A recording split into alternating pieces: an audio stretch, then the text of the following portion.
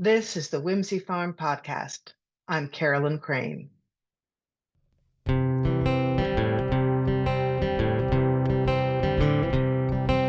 a big wide world right out your door. Good people doing good things. Whoa, it's a big, big wide world.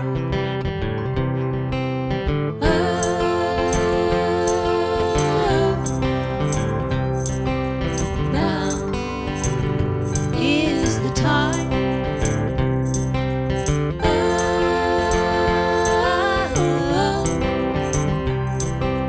Now is our time.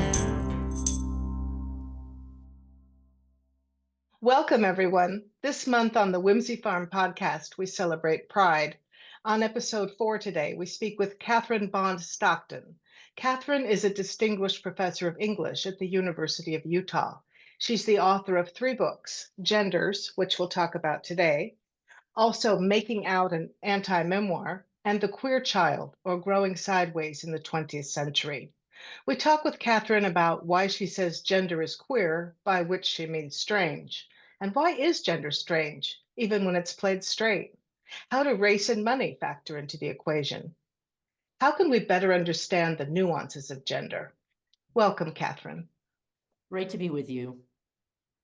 So I consider myself a fairly educated ally, having also been in the college system. I've taken safe training classes, safe space classes, and workshops on equity.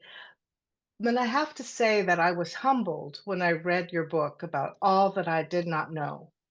And especially since it's an MIT Press essential knowledge series.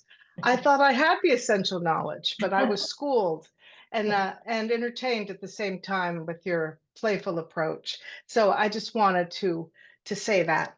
And you begin the book by discussing the difference between sex and gender. Can you start us off by explaining that to us a bit? Yeah, I think this is, so complicated for people. You have just mentioned that because people use sex and gender interchangeably. So that just happens all the time with gender reveal parties, right? Where it really seems like we're probably revealing the baby's sex, but I have a feeling it sounded too weird and concerning to have a sex reveal party in relationship to a baby. So being an English professor, I generally begin with the dictionary. Good place to go to see what the dictionary has to say. And the dictionary shorthands it by saying essentially that sex is biological, has to do with genitals, reproductive structure, and gender is cultural, which sounds like, behavior, dress, mindset. So that sounds pretty clear. Sex, biological, gender, cultural. But the problem is that gets more complicated the more we think about it, which is why it is confusing. Because there are actually 5 fetal layers to a baby's sex, not just one.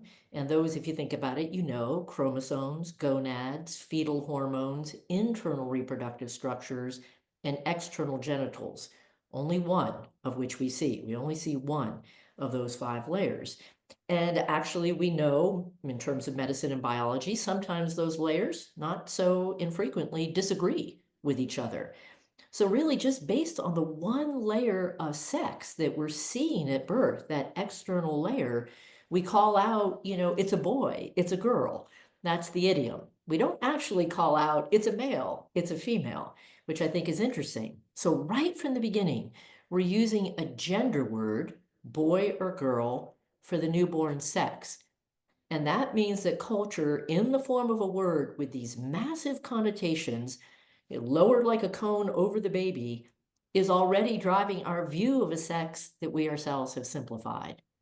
So I think that's part of our complication of sex and gender.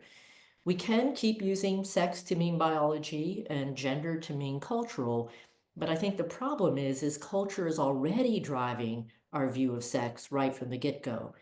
And one last thing I'll say, which hopefully might ring true for some of your listeners, genitals, I think, are magnets for gender mythologies. If you think about it, some of our biggest gender mythologies are sticking to our genitals.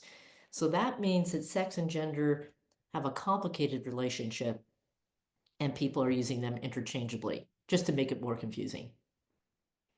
They're muddying the waters without Yeah, realizing it. exactly. And I think sex, the baby sex, that just sounds straightforward. Does it have these genitals or does it have those genitals? And we forget about these other fetal layers that anybody in the field of medicine knows, that you have these 5 fetal layers that go up to making the thing that we call a baby's sex. And that's before we roll gender on as kind of a 6th layer of fortification for our ideas about biology. You say in your book that the sex of intersex is as common as 1 in 60 babies. I Yeah, think it could most be. people don't think it's that common. Yeah, and I've heard the range of that is 1 in 60 to 1 in 1,500.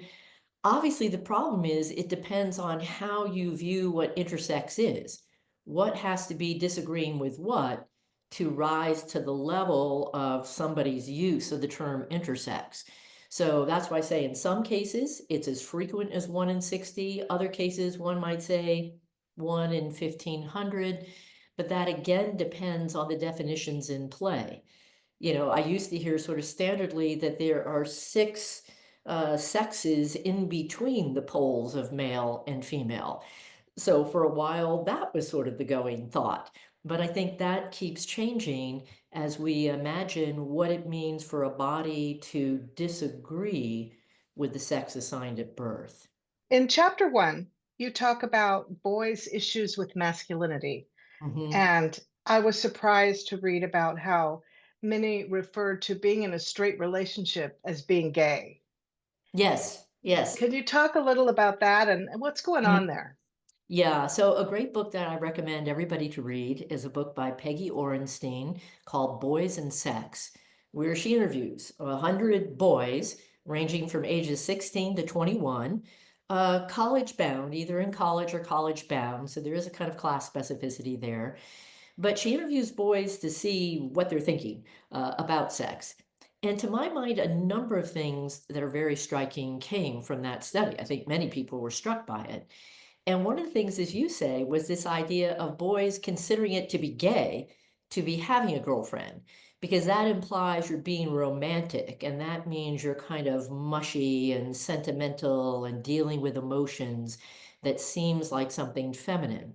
So, in a very weird way, you get this idea that a boy dating a girl is somehow being effeminate, therefore gay, in somebody's rendering by entering into a relationship with a girl. And one other thing I'll say about that, that the study makes really clear, which I think many of us know, particularly many of us queer folks know, is that in many ways you could say that boys are having sex with girls in order to bond with other boys. So a way to put that in its most strange way is to say boys having sex with girls for boys. Because what it produces then is the kind of talk and bonding that you're going to have with your fellow guys about the sex that you had with this girl, which means the sex that you have with the girl may itself be de-emphasized as an experience that you're having. You can't wait to get to the talking phase, which is bonding with your guy friends. And that's pretty striking. And I think goes hand in hand with this strange idea that having a girlfriend would be gay. It's troubling because of toxic masculinity. One of the things I thought that the object wasn't the intimacy with a person that one was fond of, Mm. but using that person as an object to get to a different kind of intimacy with often violent terminology. Yeah. And one of the things that Peggy Ornstein says that I think is so profound in the book is that she's not even thinking about these things as toxic masculinity.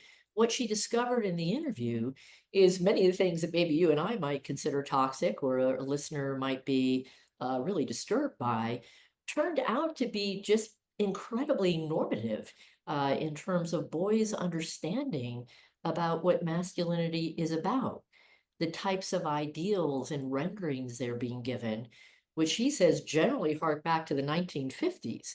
Now, that's going to be a problem for girls if the ideal of masculinity that a lot of these boys are dealing with, and this book came out, I believe, in 2020. This is not an old book. This book is now merely 5 years old. But to say that boys that she interviewed over and over again had ideas about masculinity that go back to the 1950s, they're going back to very normative ideals, not considered toxic at all in that time period, but could sound rather toxic to us now. So the question is, what would a better masculinity be? Ornstein writes the book sort of promising that we need to find a better masculinity to give boys, but I was really struck that she never answers that question. She never tells us what a better masculinity would be, except one that might look like femininity or might just look like common decency.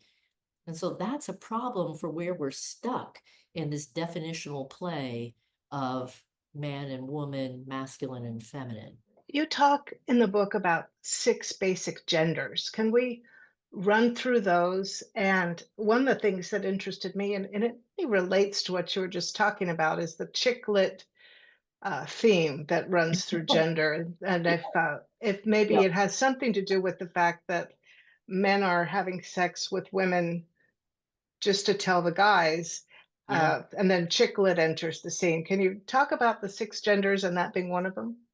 Yeah. So one thing I will say is that in the book, I actually even go to the extent of saying, do we have six sexes? Have we always had six sexes since the founding of the nation? So, right, we could call them genders. Are these cultural differences? And what I mean by that, if you go back to the 13 colonies, we were already making legal distinctions and biologically bogus distinctions between and among white men, white women, black men, black women, native men, native women. We know these were legally distinct at the founding of this country. And again, were presumed to be biologically distinct, which is why I sort of go to the ultimate point of saying, I think we were treating these as six sexes, not even as sort of culturally different genders, right? Propped on male and female. So that's really an argument about race. And if we take race seriously, which I don't know how we can't, given the history of this country, we have really always had six sexes, and I believe we still have them, and indeed other sexes, right, that go with other forms of racialization. Now, when we talk about chick lit, a type of fiction created to appeal specifically to women, this chick lit was sort of the successor to the Harlequin romance scene of the 1970s, which went with sort of second wave feminism in some ways. And scholars of chick lit, especially the person that I'm citing there, Stephanie Harzuski. So I read her book called Chick Lit and Post-Feminism. And the point that she's making that I think does go nicely with the predicament for boys is that what she found in chick lit is that chick lit is appealing to women based on the type of lifestyle and consumerist power that they're going to have by getting married to a man, or potentially by pursuing a kind of singleton lifestyle in some big city. So just take Sex in the City. I think probably all your listeners have heard of that, maybe seen an episode, heard it referred to. I think that sort of becomes a central place that we can go, a kind of resource for chick lit, to see these singleton lifestyles, but the women also being concerned about finding the right man and getting married. But it seems like the man is more of a cipher. Maybe in Sex in the City, they sort of become characters, but it's the bonding of the women, right, around their relationships with men and sexuality that we constantly see at the center. They're going to brunch, they're going to shopping, they're confiding in each other in their men problems and so forth.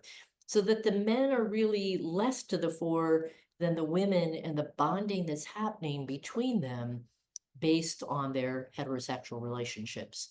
So there again, a kind of another proof that heterosexuality has a homo core. And it may be the homo core that is more satisfying, more life affirming, more attention taking than the seeming trappings of heterosexuality. Bold claim, I know. And of course, many people's lives would disprove that, but I'm just talking about how the fiction called chick lit positions itself. And with Sex in the City, I think that for them, for those women, they learn through experience that they are in a more safe, intimate construct with each other, Yes, and that giving that up for the traditional male partner of that Harlequin romance yes, doesn't feel good, right, and they don't have to do it. And I right, think that's where it really became a yeah, revolutionary television show, and that it yeah. showed this as an option rather than a default. Yeah. And if you look at the recent show, if any of your listeners have seen Dying for Sex with Michelle Williams, that's an interesting new touchstone. So it wouldn't really fit in the bin of chick lit. I think it's more complicated, it's more interesting. And so she's dying, right, of cancer and is going on a kind of sex journey because she's never had an orgasm with her husband. So her sort of dying wish is to experience sexuality differently. But I'm just going to say I won't give anything away for your listeners if they haven't seen it. So heterosexual relationships do appear in there, but the bonding with her best friend is in many ways the most central thread of the entire series. The way in which this best friend is seeing her through this process of dying. So sex really important. It's right in the title, but the bonding with a friend feels like the deepest zone of connection and human concern for the main character of that In show. chapter 2, you talk about the work of Jules Gill Peterson, who wrote Histories of the Transgender Child, Yes. and she discusses the relationship between medicalization and race. Yeah. Can you talk a little about that? Yeah, so it's a terrific book, a terrific read. It is a scholarly book, and she's written other things that are less scholarly in their focus. But this book is so important because it's really the first book and the only book to do this deep dive on the history of transgender childhood. And in particular, the way in which John Money at Johns Hopkins University is the person that creates the concept of gender that we're all living with now. There had not been a concept of gender before that. Sometimes I ask my students, hey, how do you think the concept of gender is? And I get every possible answer that you can imagine, including, we've always had it, or it goes back to cave people, or whatever. But actually, this is the rare circumstance where we can pinpoint the coining of that term in relationship to sex. And that comes from John Money. And so he's a key figure in the story that Jules is telling.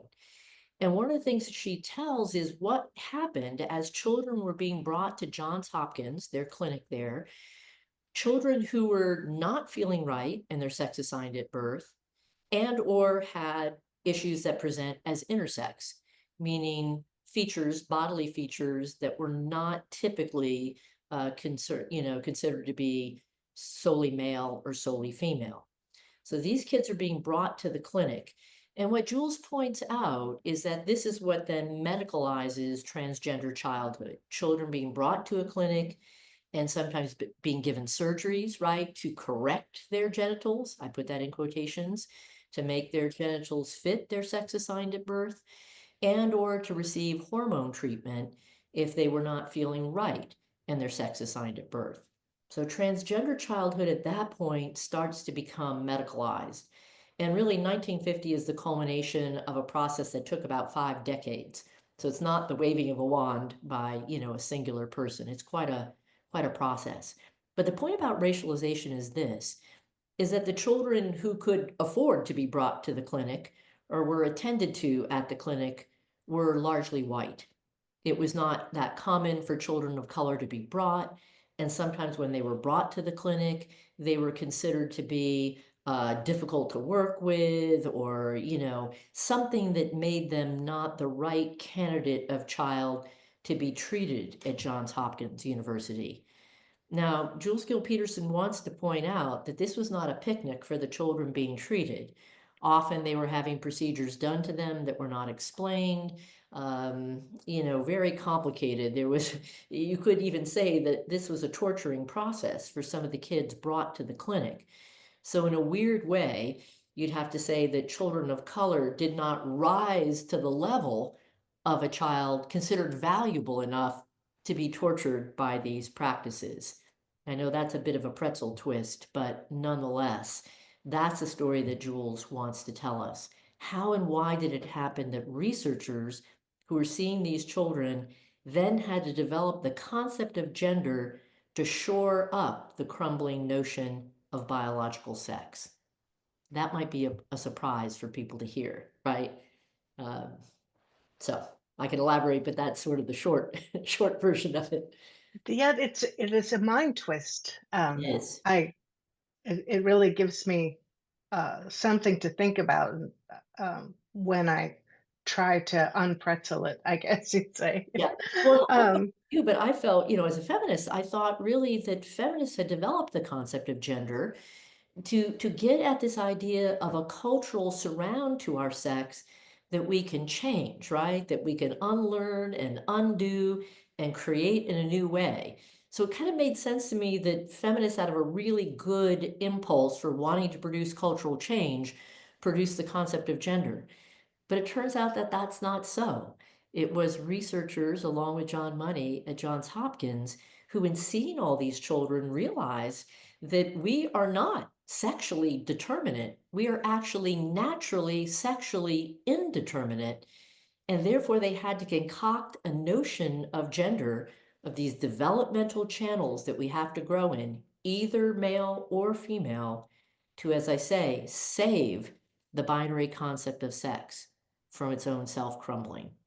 That's a story that I think a lot of people don't know, that Jules just tells so brilliantly in her and book. has that changed recently? Is there progress in realizing that we don't need to make children conform? And I know there's a great deal of controversy Yeah, in how young a child should go through hormone therapy or right, surgery because their brain is still developing. What if they change their mind? That's a conservative trope. So, right. is there some progress being made in the seeing gender as a continuum in the case of children? Well, I'd like to say yes, but I think it's been fits and starts and moving forward and now very much moving backward, in my view, where I think we see this government has really just made us, by fiat, reducible to our genitals once again, right? The only thing that's going to be acceptable on a passport, ID, or whatever is male or female. So it felt like things were opening up. It felt very much like that for me, somebody who studies this, teaches. I was also a vice president for equity and diversity at my university. So I felt that I could feel people getting more curious, more interested, more kind of opening up their minds to thinking like, yes, we are not reducible to our genitals. What would that even mean? To say that I have to be female genitals. Okay, well then tell me what that means. Tell me then what the definition of the word woman is. Nobody can do that. So I think we see a moment where there had been tremendous curiosity and therefore also more children understanding there were more options available to them in terms of how they identified. And so, not surprisingly, kids were identifying in new ways. And I think this came from a very central place, from Christopher Rufo and the people who cooked up the idea of critical race theory as harmful to all. And they disseminated that one idea from a very central place. They saw that that worked beautifully. I'm not sure that they knew it was going to work so well. And they might have been just throwing spaghetti at the wall and then figured out post George Floyd that coming after and criticizing critical race theory was a way to go. And then I have a feeling the wheels turned and they thought, okay, that worked with race, but what does every family think is an issue inside their family? The sex gender of their children.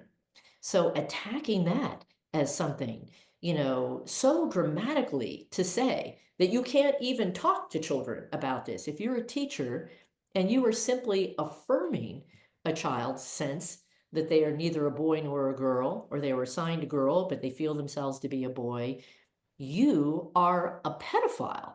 I mean, think of getting away with this logic, first in Florida and then spreading to other places, the what they call don't say gay laws that are now making it impossible for a person in a position, a teaching position, to even acknowledge that these categories of human beings exist.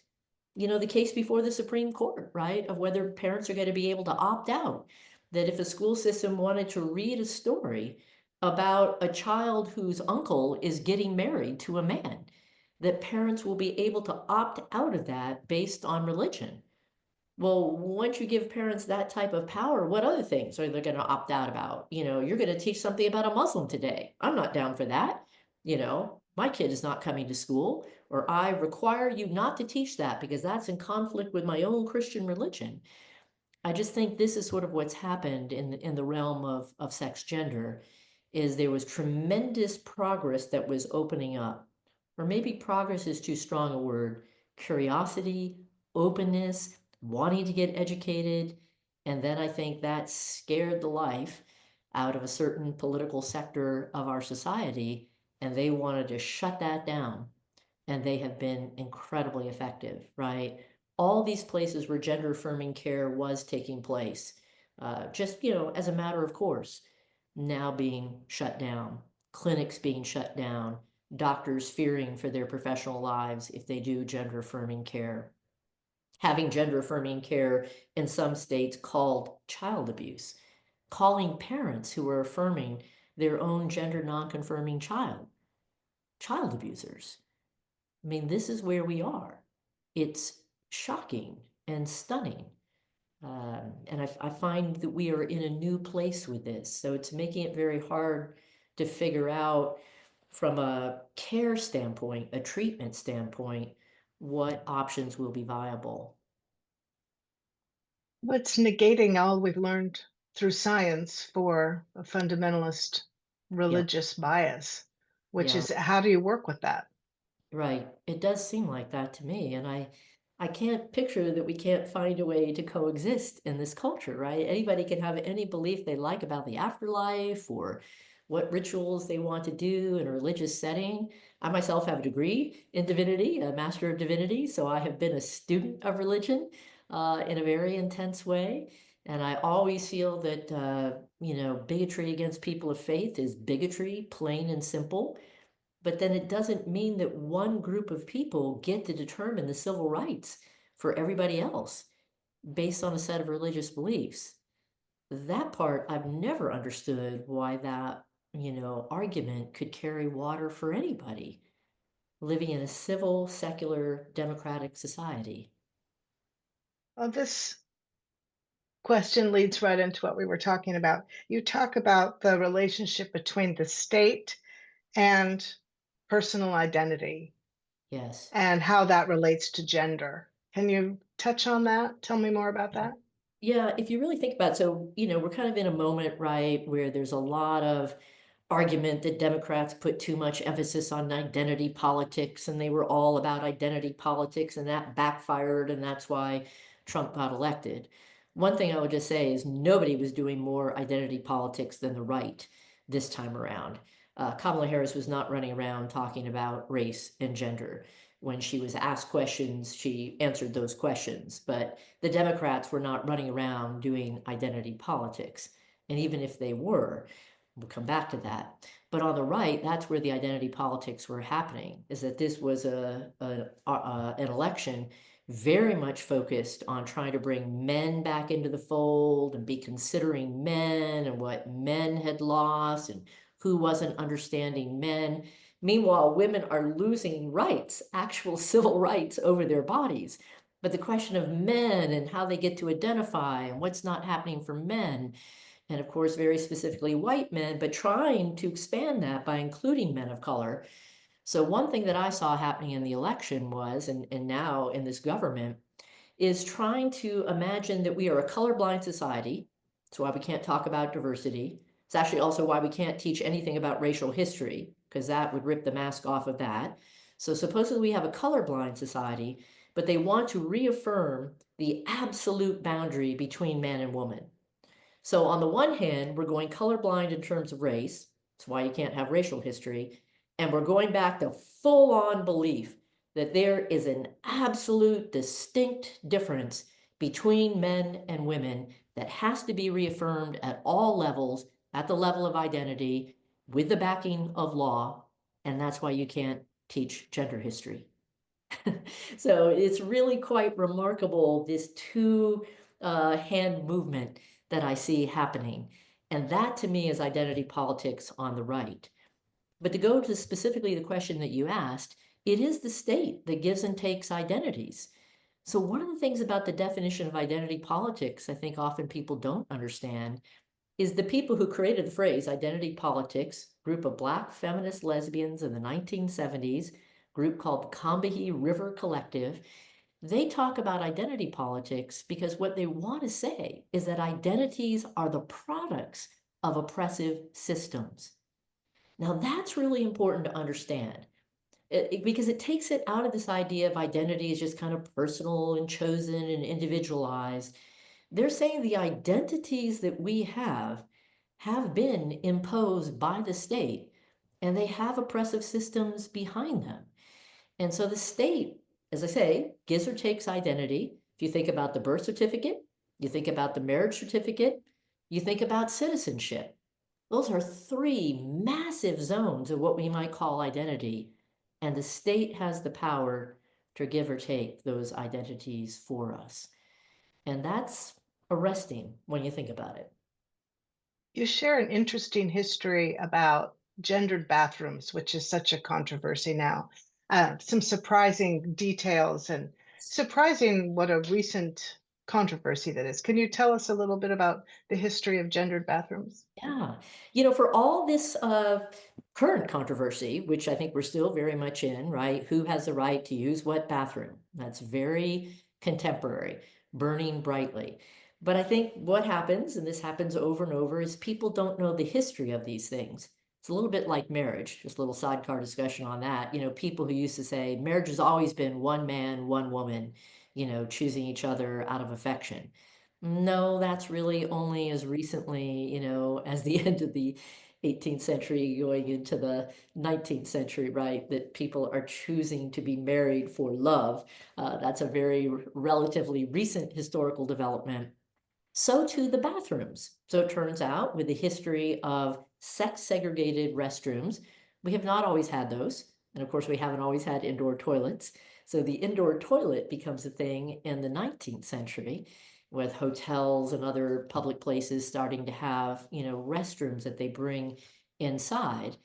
And they become sex segregated because of the separate spheres ideology of the 19th century, that men and women occupy separate spheres, that men occupy the public economic scene of labor in the world, and that women, given their religious and moral superiority, it was said, become the figure of the angel in the house. There was even a phrase for that. And the woman is, in a sense, the person who governs the domestic scene while the man governs the life outside of the home. The problem is that women were not just going to be, you know, living in their homes. So as they would flow out into cities, as they did in the 19th century, they started to develop separate spaces for women in hotels and other public places, even in terms of transportation. So you would go to a hotel and there would be a ladies' drawing room, literally a drawing room. Women would enter a side entrance to the hotel and go into women-only parlor spaces where they could continue to be part of that separate sphere, but in a more public way. And the theory is that the sex segregated restrooms developed from this separate spheres ideology, because then women would need to have a restroom, an indoor toilet like men would be, and they kept those toilets close to the actual rooms that women and men were occupying in separate ways. So that's the theory of how we ended up with segregated bathrooms in public places. That's sort of the beginning of that move. And of course, then that continues on, as you and I know, post-World War II, then that's the development of racially segregated bathrooms. Right after Black men are coming back from World War II, when they have fought for their country as segregated troops, they come back, and particularly the Southern standards create these separate spheres, right? And that goes back to my point. There again, we're four separate sexes, right? Colored men, colored women, as they were called at the time, white men, white women. So that there again, we were caught believing in four different sexes. Now we don't do sex segregated restrooms in terms of race. We would consider that racist, but we are kind of going backwards on the question of the bathroom and reaffirming that there must be separate bathrooms for men and women. And last thing I'll say is that when you go into a men's or women's room, that bathroom is sexing you, right? In that moment. If I have to walk through the door called women, which I standardly do, that bathroom is sexing me as a woman. And the bathroom is sort of telling you in a very 19th century style who you should fear and who you should desire. When I walk through the door marked women, that's protecting me from men. That's why I have to be in this separate bathroom. And also the presumption is that I sexually desire men, so that men and women should be kept separate from bathrooms because they are sexually going to be in contact with each other. Well, we know that's not true anymore. And of course, we can remember how wigged out men were that there might be a man in the bathroom that desires them. You know, they might just like come apart at the seams at the thought of being in close proximity with a man who might desire them. So our fears around the bathroom, our control of the bathroom space has quite a history, quite a layered history. But the 19th century remains of our thinking are what stick to the bathroom now. You remind me of a theme toward the end of the book that uh, gave me a lot to think about. You were talking about how racial identity separates gender. And you're talking about in the 19th century how Chinese men were the only Chinese people that were allowed in our Mhm, country. mhm. And I started thinking about the shows I watched as a kid, like Bonanza. Did you ever watch Bonanza? I did, absolutely. So I started thinking about Hop Sing. Now, Yeah, Hop Sing was a man, but a very different man than Ben Cartwright. yes, And then I started thinking about African American women versus the 19th century versus genteel white woman who, might faint if she saw a snake. That right, so this is where you're talking about yeah. this case, the Chinese American man and the white American man of the 19th century were basically embodying different genders, and the black woman and white woman were basically embodying different genders. Yes, absolutely. So first comes the Page Act that excludes Chinese women, and that's 1875. So, you know, not wanting any Chinese women to come into the country based on not wanting cheap Chinese labor and women who might be mingling with men.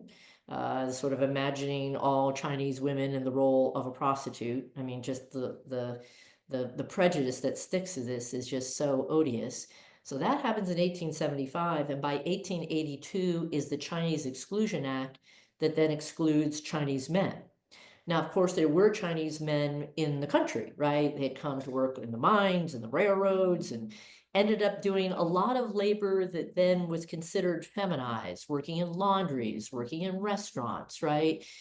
So they became an interesting group of people because then they had to decide either to leave the country and not be able to come back in, go back to China to be with their wives and their families, or to remain in the US without wives and families. And therefore, this whole development of bachelor communities among uh, Asian men, Chinese men, developed. And so here you have a very interesting circumstance where you have an entire category of people having to operate enforced as bachelors because women are not allowed into the country.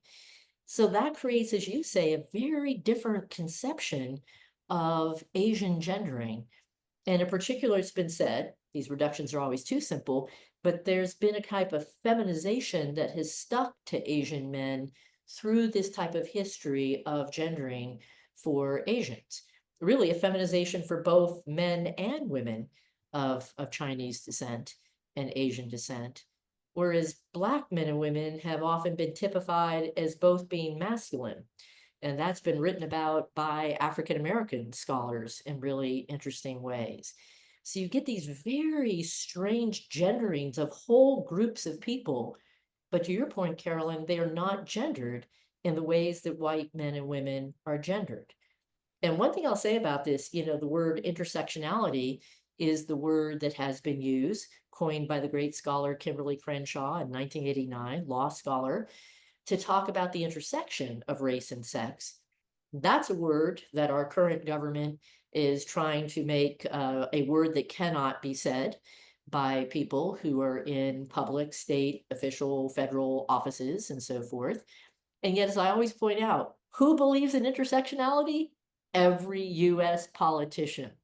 When you talk, if you were to talk to the Trump campaign team, oh, they had a specific, way that they were going to talk to Black men. They considered the voting of Black women to be different than Black men. They thought they could peel Black men off, but not Black women. That actually happened. So, I mean, all these different categories, the people who believe in them are politicians.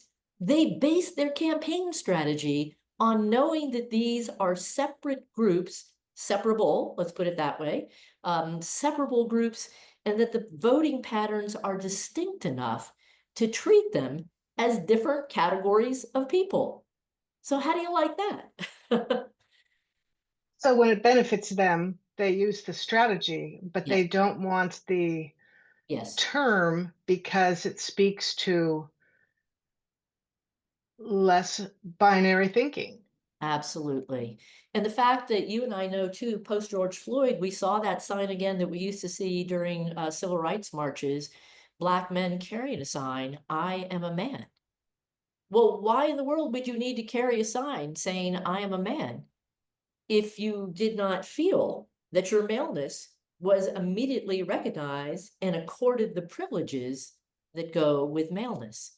I mean, there's such an interesting, long, and even current history of Black men feeling that they have the genital configuration that should sort of get them into the club, man, but doesn't always accord with the cultural privileges attached to white men. And I say And that, in our Constitution, it said they were yes, three-fifths of a man. So exactly, there's the justification right there. right. And I am five-fifths of a man. Thank you. Yes. And I think we all know that the racial reckoning that looked like it just might start taking place post George Floyd then was the thing that really scared certain people on the right. And they began to strategize how to shut that down. And oh my goodness, I will say within 6 to 8 months, it seemed like that promise that white people were going to commit to a lifelong education on issues of race that would include their own whiteness, people reading books and getting reading lists and syllabi. I was being called by every possible person to get a reading list for something. And some of that happened with some people, and then it just dissipated. It both dissipated and it was, I think, clubbed down as a movement, as this country really taking on its history and the tremendous bold remains of these racial histories that we wear upon our bodies, whether we want to or not. I wonder and I hope that it's a last gasp that, Yes, that this is the yes, last gasp of the yes, boomers who have this entrenched ideology that does yeah, not match scientifically or morally with reality. yeah. And as they pass, and new people, more of color, more of nuanced gender, replace them, that things will get better. Yeah, I love your phrase. I mean, because it really accords with my way of thinking too. I was saying in the period right during George Floyd and afterwards that what we were seeing is kind of a howl from the right and from certain people. You wouldn't imagine that white supremacy was going to go down gently or calmly, right? There would be a howl. There would be a last gasp, as you said, a kind of sound of a dying dragon, with a sword through its heart. So I'm still going to hope for that. I think there is some worry that even among younger people, this sort of appeal, particularly to men, is creating some dilemma there in terms of thinking that we're going to kind of keep a progress moving forward. I think what we see is there is no straightforward progress, but a kind of leap forward and then a kind of movement back and a movement to the side and then a leap forward. So I'm going to hope for that. But obviously, there has been a very concerted effort politically to try to tell young men that their rights have been taken away. And I take class issues very seriously. I mean, as a left-leaning person, of course, I don't think either party has done right by working class people in this country. They have tended to be two very bourgeois parties with donor bases and so forth. I mean, traditionally, the Democrats have spoken more to those issues and showed more passion for them. But I think now that's kind of getting scrambled inside the questions of race and gender, right? And the sort of appeal, again, understandably, to white people, white working class people who they themselves may feel have been economically disenfranchised. That part's real, but not to make a working class coalition across all genders and all racializations strikes me as the telling point, right? If you really cared about working class issues, that's the coalition that you make. You don't make a coalition with white working class men and then lean into their grievance solely, as if people of color aren't working class people, as if there aren't, as if the working class doesn't contain all varieties of people called women and people gendered, every which way. So that's my hope for the future, a working class coalition that will take those issues seriously, but not be bounded in these new ways that I think are terribly damaging to that cause. And I'm with you there. That is my hope as well. And I do have hope because I have to. That's just the way And it works. you and I have seen hope, right? In the course of our lifetimes. I mean, the arc of my one life, I would say as a kid, I never would have imagined that I would be able to be with the person that I loved openly, not closeted, that I could dress the way I dress, express myself in the way that I do. If you told me in childhood that any of those good things would come to pass, I would not have believed it. It seemed utterly, utterly hopeless. So you and I have seen things change, dramatic things change, good things change. And that is absolutely something to cling to. You talk about surface and depth toward the end of the book and how they relate to gender. And I thought of an analogy, and I wanted you to tell me if you think I'm on the right track. Right. So here's my analogy. Is surface is to depth as words are to thought. Yes. I mean, you absolutely. I could not agree with that more. The complication being, and this is sort of what it's really one of the chief points of my book, is that surface is deep, right? And words then are the very thing that make up thought. So first, I think attending to this difference, as you just did, is really important, that we have a surface presentation. And right now, you cannot see what I'm thinking. You are looking at my surface and you're hearing the words that come out of my mouth. So this is a surface encounter that we're having, but I am thinking about what you're saying. And indeed, the words you're speaking are literally physically getting in my body. Even though we're on a screen, every time you speak, those words are physically entering me. And then my body has to produce other words that are in my body to define the words that you're speaking. Very complicated thing that thinking is doing. But it does seem really important that we can't see thought, right? Because one of the things that I think keeps this idea that men and women have to be seen as different from each other.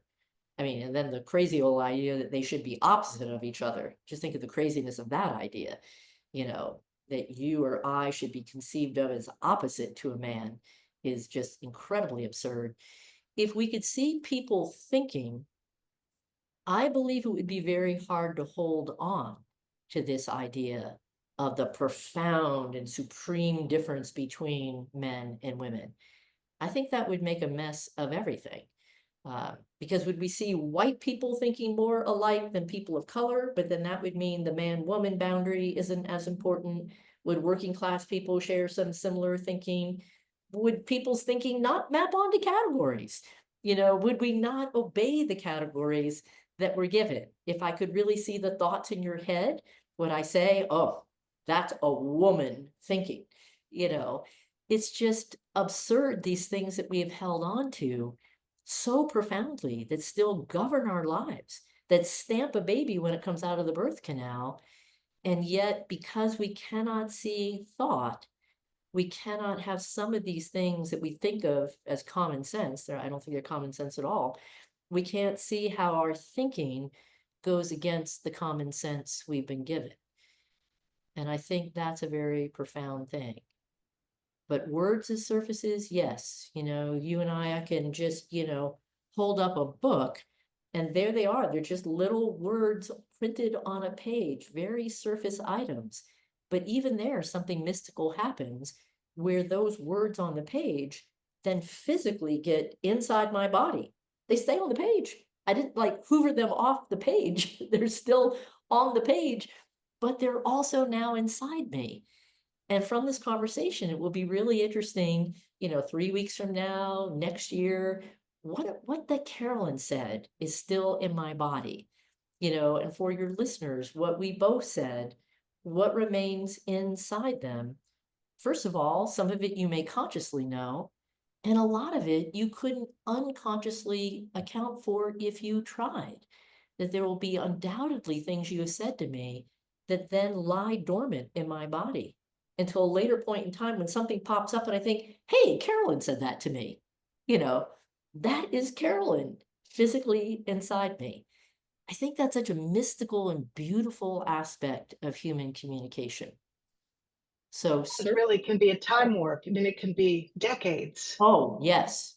Yes, no question about that. You've probably had that experience where there's a word that pops up into your mind and you're thinking, wow, I didn't even remember that I knew that word.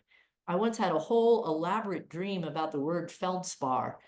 And in the whole dream hinges on it. It ends with me. I'm going to give a lecture on feldspar. And I literally woke up, kind of just like in the movies on the note of feldspar. And I just thought, why was I going to give this big lecture on feldspar? I don't even know what feldspar is. I thought it was some sort of mineral, and I even looked it up in the dictionary immediately when I got out of the bed. I could not figure out where that word came from.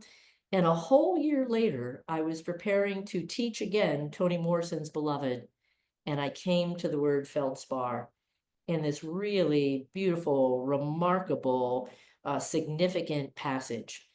And it's amazing to me how my body had held on to that word until I needed it for this dream. And it made total sense in the dream from its context in the novel. But I did not know for an entire year how I knew the word feldspar. That's remarkable. Words and thoughts. Yes. Yes. Amazing. Yes. And speaking of words, you close focusing on one word. Yes. And that word is care. Yes. Can you talk about the profound need for care as we move forward in this increasingly polarized and binary phase? Yeah. I love the word care because it always raises to my mind, do you care enough to do something? Do you care enough to show tremendous curiosity and warmth towards your fellow human being, right? I mean, I'm really trying to now practice a rigorous ethical practice with myself, that when I see another human form, that I encounter it as a gorgeous human form, and I try to project no words upon it.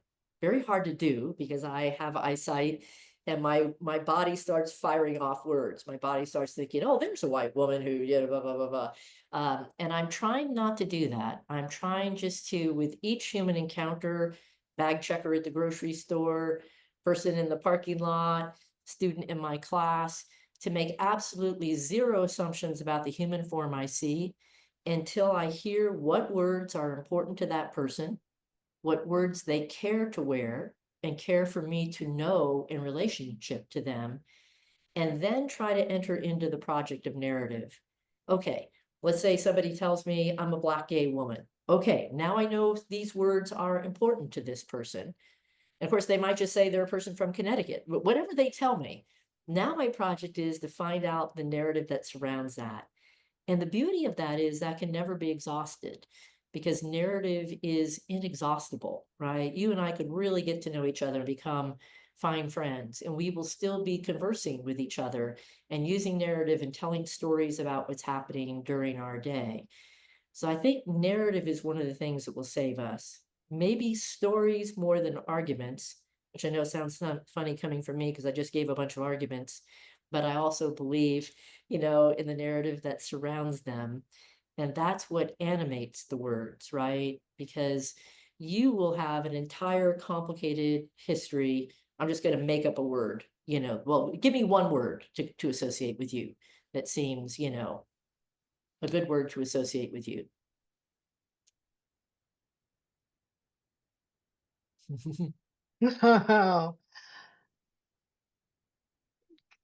Do you mean like a Or just any like word, like if just somebody said, what's a word that's important to you in relationship to yourself? And that could be any number of things. It could be one of these labels. Somebody could say, well, actually, I am queer or I'm gender queer. That could be a word for them. I don't know, for you. I guess kind. Okay, all right, yeah. So now my project, once I get to know you, is to try to figure out how is that word important to you? How does that word surface in your life? What are you attaching to it, right? What is the meaning and the content that you give it? I think these are the things in interaction with each other we can do. I actually have a phrase that I use for that: seductive kindness. Right now, I am trying to practice in my own life this ethical practice of not projecting, but listening and entering in. And in addition to that, I'm trying in my own life to use the fuel of my anger, which I consider righteous. I think we should be angry, all of us, about the inequalities in our world, the poverty in our world, the suffering in our world. That could produce righteous anger for any of us. I'm trying to always turn that without losing that fuel into seductive kindness, where I'm trying to encounter again each person, no matter how much they agree with me or they don't, whether they are for me or they are against me, to try to enter in on that plane of seductive kindness, to try to enter into curiosity with them. Who are they? What animates them? What is their story? Let me listen. Let me find out. Hopefully let me share back, what's important to me. And then all of this with the eye to structural change. Because I feel human acts of kindness, right, can be very enjoyable in the moment. They're ephemeral, but the way to grasp their monumentality, as it were, is to see that seductive kindness is the thing that should be pushing us towards structural change. How do we actually address income inequality? How do we find better conditions for working class people, in this country? How do we be loving towards people who are migrating populations? So that's the sort of little loop that I'm trying to create in my life. They're not rocket stages that I leave behind. So I don't start with anger, go to seductive kindness, end with structural change. These things are looping around each other, simultaneously. But it's that seductive kindness that I think lends itself to this wish to encounter each other. And I'm trying very hard I'm going to lectures of people that I disagree with dramatically, inviting them for coffee, going and trying to listen to why these ideas are important to them, why they're attached to a certain way of thinking. Again, always with the hope then that we can sort of share ideas and particularly stories across these boundaries. Not being naive that that's gonna, change anything at that small scale, but fighting for structural change in the midst of it all. So, if I'm understanding you correctly, you're trying to practice the word care by consciously not labeling someone you meet with your own words, but seeing them as a blank slate, as it were, until they give you their words. Yes. And then you have curiosity about their words and seek an authentic connection with how they have presented to you. Yes, absolutely. And I take this practice, the reason the book sort of ends the way it does is I want to come back to the Combahee River Collective, this great group of Black feminist lesbians in the 1970s who really were trying to think through the confluence in their lives between race and sex, being Black and being women, and then also being lesbians and in several cases, people who knew something about poverty. And one of the things they said to me is just the most profound thing. They said, and they wrote, we realize that the only people who care enough about us to work consistently for our liberation are us. It was that word care in there, right? Why did people not care enough to want to think and understand the confluence of Black and woman? Why do people not have tremendous curiosity and say, here's where we must put, tremendous care? And the thing that I learned from the Combahee River Collective is they weren't thinking of care in just a kind of, sentimental, emotional way, right? That, oh, we must just care. They saw care, that was their word for system change.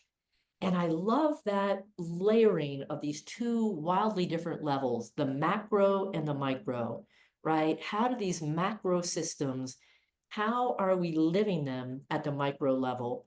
And what effect do they have upon us? And this idea that our micro practice of care and curiosity and not labeling and listening. And then, when you listen to those words, again, just taking Combahee River Collective here, if somebody tells me I'm a Black lesbian, I want to understand and honor why these words, are so important to the person in front of me. I want to become a student of the history of those terms. I think this is something that white people could commit themselves to.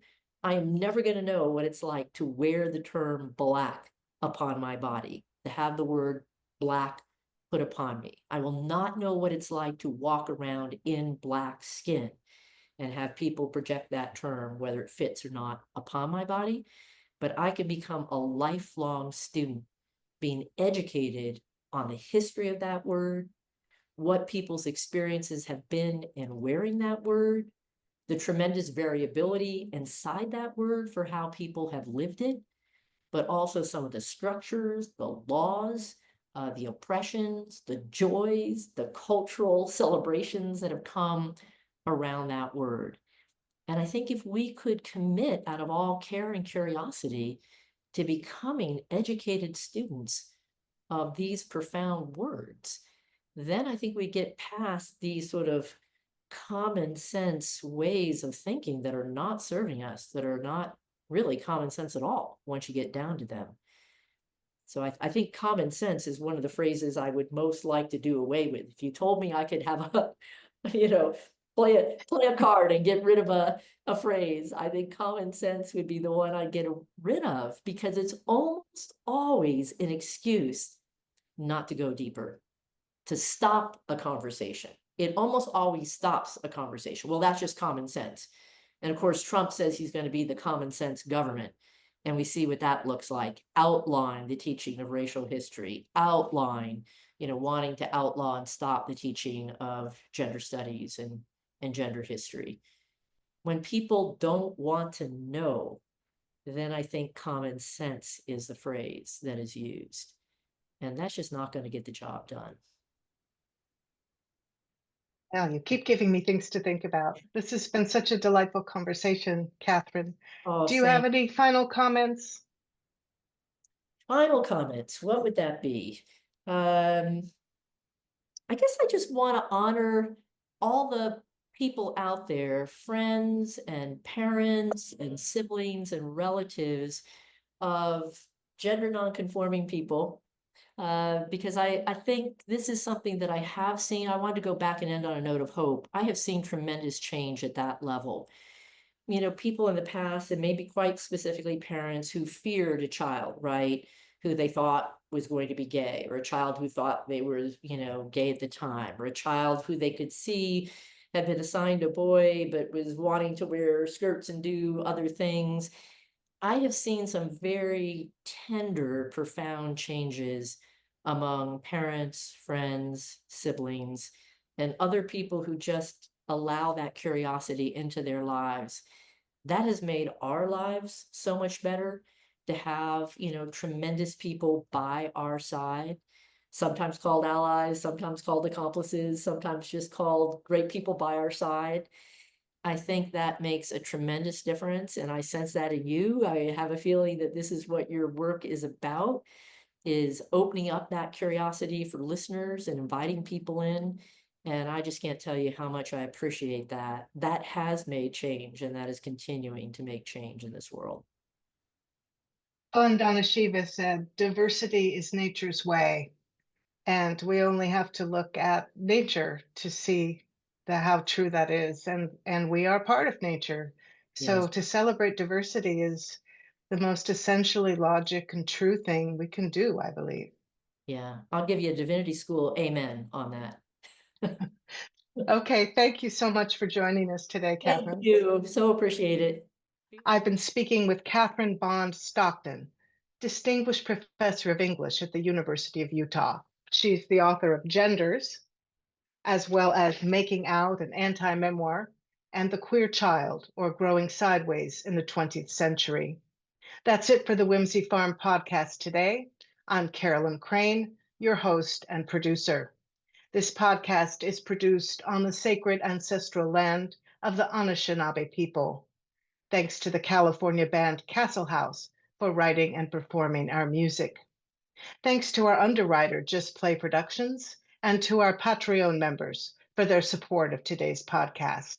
If you'd like to offer your support, please visit our website, whimsyfarm.net, and click the Patreon link to find a level of support that's right for you. There's also a free membership level. You can email me through the website as well. That's whimsyfarm.net. The Whimsy Farm podcast airs the 1st and 15th of each month on our YouTube channel, Carolyn Crane and Whimsy Farm, and wherever you find your favorite podcasts. You can find links to audio and video and Patreon, all at whimsyfarm.net.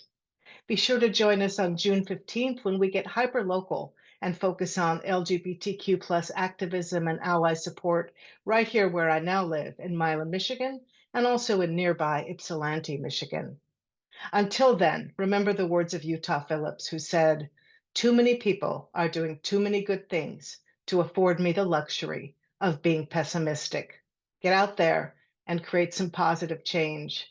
Care and curiosity. I'm going to hold that in mind. Thanks again, Kathryn Bond Stockton. Stay safe, everyone.